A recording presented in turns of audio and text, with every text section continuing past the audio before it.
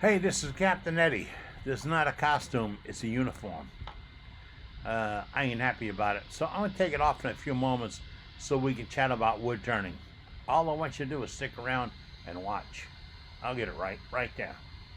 Watch. Hey, if you're with me regularly,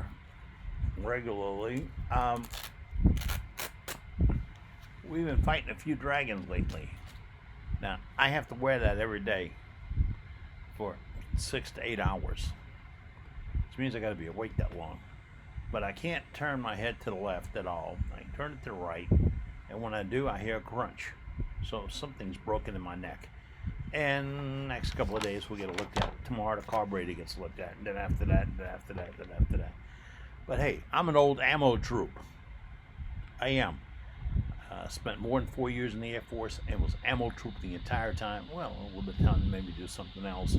But I was a true ammo troop. And you know, without ammo troops, that's just another ugly airline. So we're going to talk about a few things today. I've been looking at Pinterest. Pinterest. Pinterest. I'm not looking to buy any dresses or hair bows. I don't have any hair bows or anything like that. I went looking for Christmas ornaments because Worldwide Woodturners has got a challenge going right now to turn Christmas ornaments. Yeah, and we're going to run a challenge until November 1st. That gives you time to get it in for the challenge. But then part of the rule is you have to give it away. Yeah, you have to give it away. Not to your wife. You got to give it to somebody else. So that's the Christmas challenge. So I went there looking for ideas on ornaments. I mean, where do you go? You can't go to the grocery store and look at them. So I went to Pinterest and got to looking around. Well, I typed in wood turning, and then I typed in ornaments, and then something else, then something else. I didn't believe the stuff I got. I mean, we got to talk about this. We got some stuff out there. Now, you can buy a lot of things from there, but you're creative. You're a wood turner, right? Okay, you're one of the most creative people in the entire world. You don't have to buy all this stuff. It's going to give you an idea of what you can build in your shop to get your job done. How about that? And I've received a lot of ideas from newspapers and magazines and videos and all over the years, but a lot of them don't go into the detail the way you can capture the photograph and to get out your compass and figure out, well, that's 3 inches and that's 5 inches and that's 7 inches, to get an idea of where you're going to go. And that's what I did. I created a Blackhawk sharpening rig from photographs of other sharpening rigs. Took a little playing, and I contacted David Ellsworth and asked him for the math. And David gave me the math. You want the math? Go to my website, eddiecastelin.com. Go on sharing information. There's a whole list of them on one side. And look at the sharpening pieces. Now, you'll find one about how to sharpen the Ellsworth gouge. Guess what? It was written by David Ellsworth. Yeah, he told me I can distribute it. He doesn't want me to sell it. So I don't sell it. I put it out there for you to use to sharpen your tools and get a happier effect. So, I was looking on there and I designed a Blackhawk sharpening rig from seeing a photograph. And it took me 6 months to get the math right, but I just wasn't going to pay $150 for a rig that I could build for, a lot less money than that. So I went to Pinterest and started looking at a couple of things. I found a couple of ball jigs because I'm always getting this asked, all right, I'm going to turn this ball, what do I do? Well, I know about putting it between two half-round tennis balls or half a tennis ball, squeeze it, chucking all that stuff. Then I got to thinking, there's got to be an easy way to hold that ball in order to take that last knob off. See, I can take one knob off the outside. That's easy peasy. But the one on the inside heading on the chuck end, I can get close, but if you get too close, I'll break it off. I'll tear wood out. So when you get close, cut it off. I don't like using the saw. I cut it off. And this jig, and here's a picture of it, will hold the ball, and you can finish off the end. I got a couple of photographs of it. Talk about easy peasy, and you can make it to fit over your one-way, your Talon, your Jet, whatever light chuck you have. You can make new jaws to do this with, and you need to look at that too. Get you some good, and this is scrap, Cabinet grade plywood. Not a lot of holidays and voids and footballs and all in them. It's a little bit better than that. So look for some scraps from your local mill shop. They'll give you the scraps. Either that, I gotta burn them, and get those and make those jaws. Now, also, while it was in there, I'm looking at ornaments, Christmas ornaments. Take a look at this thing. This is inside out with some painted areas, and then when you do one part, and then you flip it around, you finish it up, you get the other part. Boy, you talk about some nice stuff. I'm looking forward to seeing what worldwidewoodturners.org puts up between now and 3rd of November, election day, because we're not going to be doing that day anyway. But that's what you can look at. Also, what did I find on interest? I found a sharpening jig for your gouge, to do the Blackhawk type sharpening jig. Why is that important? I get calls every day from woodturners, every single day, and I don't mind it. What else I got to do? Sit around and grow hair? But they all kind of get back to the same question. How do you sharpen? How do you use? How do you keep it sharp? Do I need to go buy these expensive tools? All right, I'm going to go right down that road quickly. You don't need expensive tools. You need good tools. Good tools don't come in kits and sets. They just don't. You need to decide what your weapon of choice will be and buy that tool. My weapon of choice will go out today.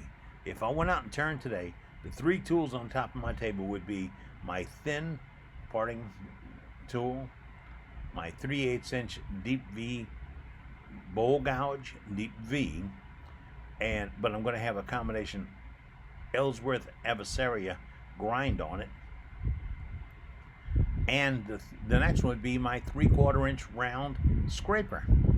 Common tools, just common tools. Why? I can replace the edge quickly because I'm using jigs for all of them. So I'm not throwing a lot of steel on the floor, because that's like tools thrown away. Number 2, I don't have to pay a lot of money for those 3 tools. Number 3, you get a kit of tools, sometimes they can't tell you what all those things do. They're steel with handles. And please, don't go to that discount center or that retail store and think those guys are wood turners and know what they're talking about. They are salesmen. Salesmen. I hope no, someone's going to get offended by me, but most of them are salesmen. I'll sell you anything as long as I can sell you something. Okay? My dad was that way. He was an awesome salesman. He'd often say, if they think they're getting a deal, they're getting a deal. All right. And then I had some other things that I saw. Here's some slides about how gouges should or should not be cut. Now, somebody's wrong. You see on that Ellsworth, they got the little dip. See that little dip that goes down from the tip? That's a built-in catch. That's built in. That's a tooth. That's like an eagle beak. It's going to grab. I like those sound effects. Right? You don't want it to be like that. You want it to be curved over. And who controls that? You do. You're on a grinder. You control it. You can shape that thing any way you want. And I've got a couple of how you do that. Now, in shaping it, if you use a jig every time, now this is a picture of a commercial jig that's available, and you put it in a rider or a holder. Now get this. You can build this jig in your shop with parts you have around the shop or from the hardware store. And you put it together to fit your grinder. And you make sure you get the math just the way David Ellsworth has it. You have the carrier, oversized. You have a carrier, and you have a bolt that goes out the bottom of the carrier. That bolt is 6 inches long, and it sits on about a 45-degree angle. Is that extremely critical?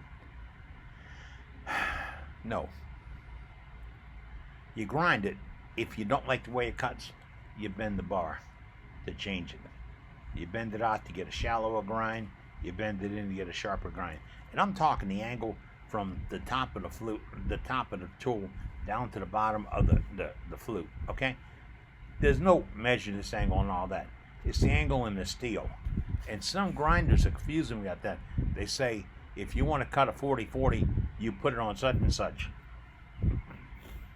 I think I'll come back to that a little bit later on. Yeah, that's a whole nother subject. Um, and then I got some pictures of how you grind a gouge and put the, I'm calling it the Ellsworth adversary grind on it. The Ellsworth grind, which is an English grind, goes right up on a point, and that's what you're cutting with. But guess what? The steel behind that, that doesn't do any cutting at all, anytime. It doesn't cut. It's on that bar for the shape of the bar and for the strength of the flute. That's it. So if you're not using it, why do you have it? You can't go around a tight corner with it, that's for sure, because you got all that heel sticking out the back. And how much do you cut with when you're using a gouge? So let me get this right. It's about that much. You get an idea of it? Yeah, about that. Not that much. Now a little bit thicker. I have them sharpened with 1/8 of an inch, and that's adequate. Why? Because I know how to tool slices. Now, don't try it right off the bat. Go to 1/4 inch grind face on it. Try that a couple of times. If you're happy with it, and you can learn how to tool rides. Then you're going to be able to cut better. Learn how to tool rides. That was a quick statement, wasn't it? You don't learn how to tool rides. You learn how to tool slices. A good friend of mine, Mark Slade's got videos out there all the time. We call him the wood slicer. He's not the wood butcher or the wood plower. He's the wood slicer. He can show you how you take that tool, go in, kick in a little bit of angle, and do a slice. Little curlicues come off. There's guys that pay to get curlicues on the floor in their shop. I want to bring them a bucket of them so I can see. But you can get a better cut when you chuck up something like a 2x4. My buddy Ronnie likes turning with 2x4 because if it goes wrong, you burn it. Put it in a barbecue pit. But if it turns out right, you've cut in the ugliest, most difficult wood there is to cut. And if you sliced it right, you get a great finish. But you don't tear it up, you don't tear it out, you don't put divots in it and all that. It's a great learning experience. So check up a block of 2x4, not square 2x4, all right? Let's knock it down to be, or not rectangle, knock it down to a square. And if you're really cautious, knock the corners off, make it 8-sided. It cuts better. All right. Once you take that piece, you chuck it up and you play with that tool. Don't worry about what you're making. It's here. Get in there, turn it, and cut and cut and cut. And learn what downhill cut and downhill cut's all about, because you can't go downhill and uphill. That doesn't work. I don't care what the guy on YouTube showed you. Between you and I, it ain't gonna work. All right. And I told you a little something about the angle of your gouge when you sharpen it up. You'll see on David Ellsworth's sheet, if you don't have to, go to it, eddiecastellan.com, on the sharing information. He'll show you the angle. He likes between 55 and 65 degrees coming down the front of that tool. To me, it works very smoothly. You can do it. Well, if you don't know what that angle is, don't go for the junk. Go to Home Depot or Lowe's and get you a nice gauge. I like a protractor. I got one here, look. This thing right here. And that way you can get it on it. When you set your gauge up, when you set your rig up, you go to that. Now, the beauty of setting a rig up is once you set it up and you sharpen that tool, you shape the tool first on the rough side. You come over and you sharpen it up a different side, finer cut. When you come back, if you put it back in the jig exactly where it's supposed to be, and a bucket for the jig doesn't move, then it's one pass and you've sharpened it up and it's ready to go back to the wood. If you go sharp, sharp, sharp, sharp, sharp, sharp, sharp, a whole lot of tool companies love you because you're throwing it on the floor. I don't love it, so I just want to make one pass, get new teeth. There's teeth on the end of that blade. Get new teeth on it and go back to slicing again. If I leave it dull, I'm going to tear the wood out. And if I get it too sharp, that isn't going to last very long. So let's go to happy medium, okay? A couple other things about a ball and how to hold it. Got that on there. Oh, a lot of folks talk about the Longworth chuck. It's a great idea. Guy created it was a great idea. But if you can't build a Longworth chuck, take a look at this one. A couple of pieces of plywood put together on a faceplate, and you got these bars you lock down. If you make the bars right, the little pocket on the end of them, you can bring it over the edge of your piece. This is brain dead simple. And if that plywood is flat, your piece comes out flat. And remember, you only want a couple hundred RPMs on this. If you think you're going to put it on this and crank it to 3,000 RPMs, I'm going to read about you on the front page of the paper tomorrow. Keep it slow. You don't need any quicker than that. Got a few other things here. I'm going to look at them. But in a minute, stick with me. There's a commercial break coming up right now.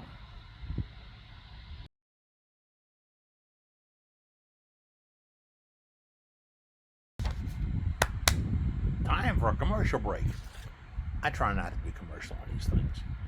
In fact, I won't sell my videos, so you don't have to put that monetized thing in the front and click. You know, I hope not.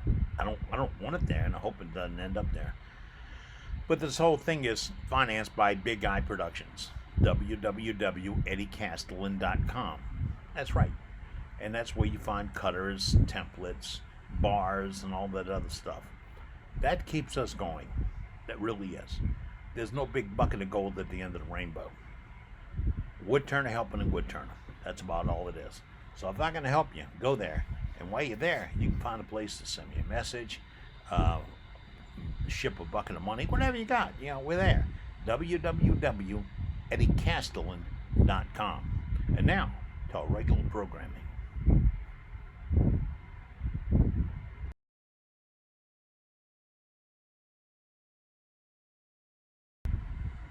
Okay, get the commercial out of the way. Gotta do it. Yeah, I need the money. All right. On the Pinterest, I also found the nice steady rest. Now, this is something you can build in your shop. Take a look at it. This is plywood. Now, here's my advice. You want to have the inside circle, the maximum swing of your lathe. The maximum swing of your lathe. Plus 2 inches overall. Why? Well, you're going to want it to sit flat on the bed of your lathe, and you want to be able to put the rollers up to a common center. And once you cut the outside out, you cut the outside, and then you put it down on the bed of your lathe and you see where it's going to be. Then you line up you get a center point, and you line up your rollers to come to that point. Yeah, you lay this out and you put it in. As easy as it can be, really in. No magic. It took me all day to build mine out of steel. It'd take me less time to build one out of wood. If you're looking for a way to have a holding chuck to flip around and get the back end, this is a good way to do it. Especially if you're doing a vase or something like that that could do a wobbling or a long stem. Oh, I mean, that's easy. There's a couple other versions of them that'll let you do that. I mean, this one uses string, not the balls. This is pretty nice. I saw Avicera do spinels using a string steady, and he used the old braided fishing line with wax on it. He had the thing in the center and went around it, and then went over this nail and went around it, and then went down to this nail and went around it, and over this nail and went around it, and just went around, and wax was on it, and that piece didn't move. That piece, okay, that was one of his barbels, which is about as thick as a pencil in a lead pencil, thick as the lead in a lead pencil, which is graphite, okay. 1/8 of an inch with little barbels and balls and a couple of teacups and stuff carved into it. It was 14 inches long. No wobble. He had steady rest on it, made on string with wax. Beautiful idea. Now, other things I saw on there, a bracelet chuck. I like to turn bracelets. There's a secret to it. I've got a video on it on my YouTube channel. And you can make a lot of points with bracelets. I start off with a 2 3/8 inch hole in a bracelet. Why? Because by the time you finish it, it's going to be 2.5 inches, and your wife can get a hand in it. Now, if you make it too small, he's going to piss off the Pope. If she can't put it on, ain't working for you. So if she wears a bracelet, go measure it. Go see what the inside diameter is. That's why you want to be. So you get a piece, and you hold it in a chuck like this, and you do the inside, and you get it all finished up, and you can flip it around if you choose to finish it out. You get all the inside finished and coated. You pull it out of there and you put it on a mandrel that you turn in your shop, a wooden mandrel. I don't believe in buying Elvis toys, okay? You put it on this wooden mandrel, and you can tap it on, and you can finish the outside, shape it, put burn marks in it, put grooves in it, put epoxy in it, anything you want, because it's being held right there. Play with the idea. The mandrel that you use must be a very slight slope. So you can push it on. You can, once you got the inside finished, doesn't matter if you put a little wax there to make it go on, because you got to get it off. Or tape. Be careful of the tape. Don't use duct tape. But you slide it on there. You can line it up and do all the decorating you want. Now, if you don't want to line it up and you want to decorate it on an angle, whatever, you just kick it a little bit, and then you cut the angle in it, and you take a wire and you burn it, and it's art. Art's right here. Okay. Now, that's like that. And then I got this. I gotta ask you about this. You see this bolt thing with the split nut? Do you know of a place where I can get more details on how to do this? I think I can play and put it together, but I'm not really sure. And there's gonna be a lot of, well, I got time, but I really wonder if there's an email out there, or not an email, a YouTube out there on how to do this. I want to look at the other half of my list. Stick around. Not a lot left, but if you're sticking with me, you're sticking with me.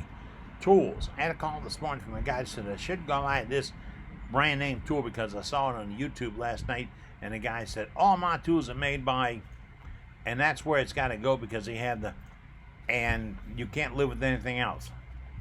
That's a bunch of bull. It really is. People have been turning woods for a long time without that high cost steel and all that. I told you earlier, buy a good tool, but you don't really need those expensive ones. Just get a good tool. Don't waste your time. And said the guy this morning said, what brand of tight bond glue should I use? I don't know. What are you using it for? Is it going to see any moisture?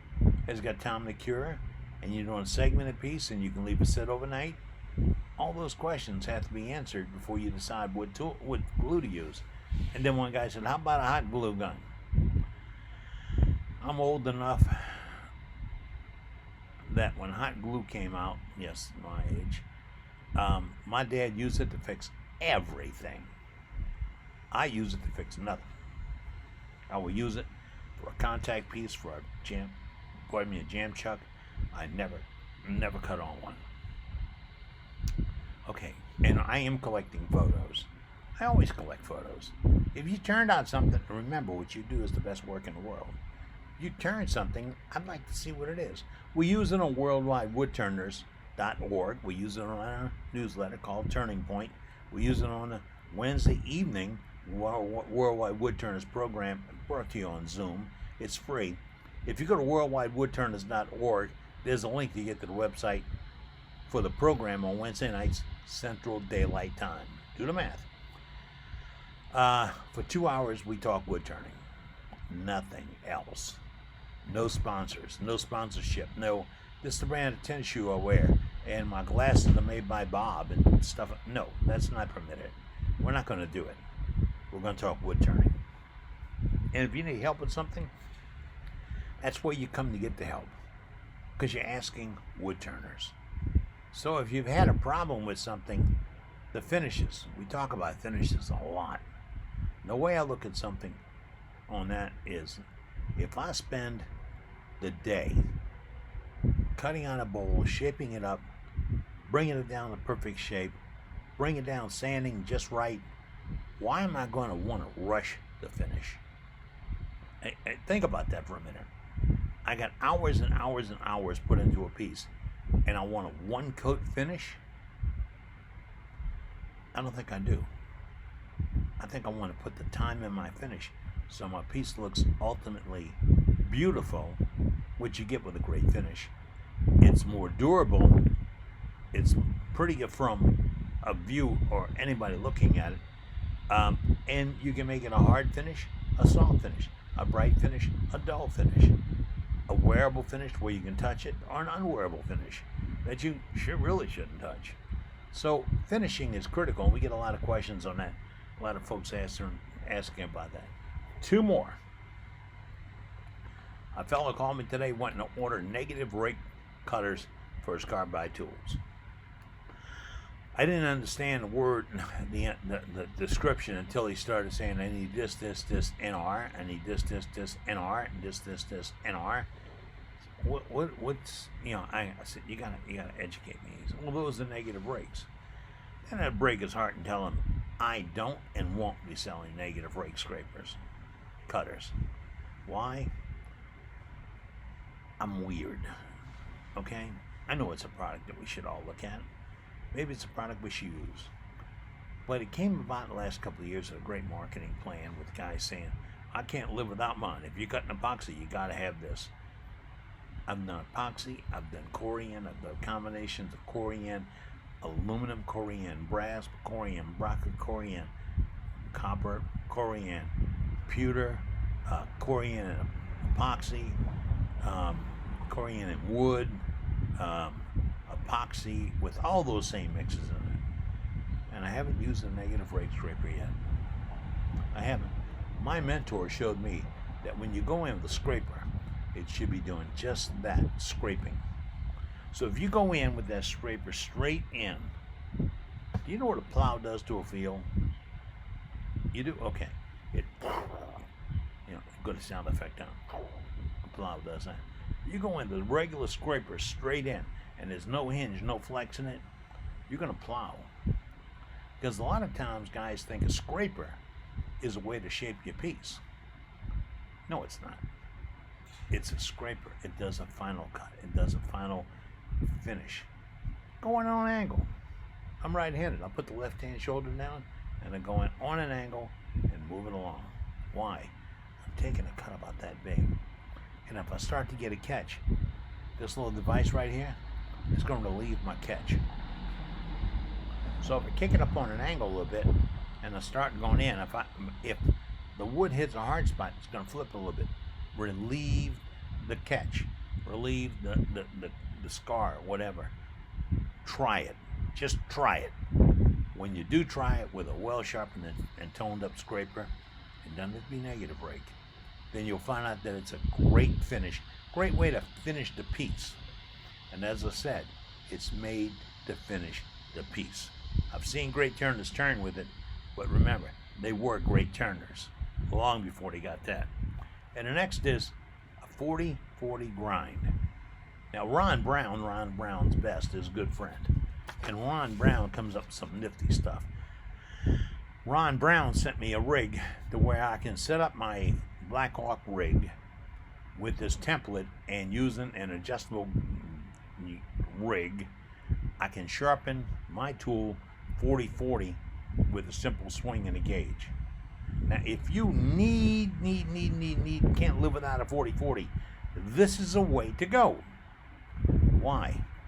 You see all these people on YouTube and videos and all that showing you how they go over and they shape this 40-40. You got a 40-degree table, you got 40-degree lines, and you have to rotate the tool within those lines on that table. Think about it. That's tap dancing, chewing gum. It's not easy. So, if you're using a jig, you can get it down. But remember what I said earlier, if you need a 40-40. I don't know anybody that absolutely can't live without the 40-40. The Irish grind, which is called the Ellsworth grind, and a couple other names, gives you a decent cutting edge. And you can roll that edge through a lot of things. And one-to-one demonstration, the guy said, I can turn a corner with this that you can't turn with your Ellsworth. I could turn every corner he turned with by slicing with my Ellsworth with a good cut, a good grind on it that I did on my machine, not hand holding it and throwing steel on the floor. Like I said earlier, they get their tools free.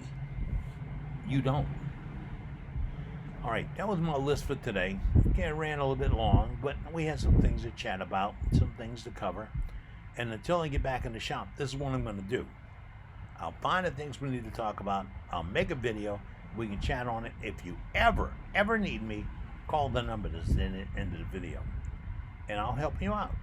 I'm here. I don't charge you anything.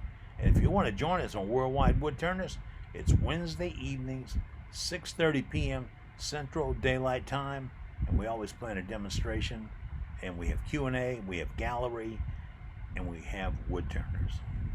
I hope to see you there. Until then, I'm sitting here praying I can get out and start making some shavings. You take care, be good, and above all else, please be safe.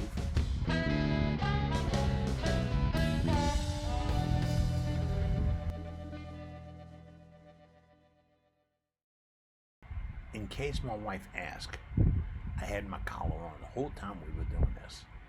Okay, she keeps an eye on me.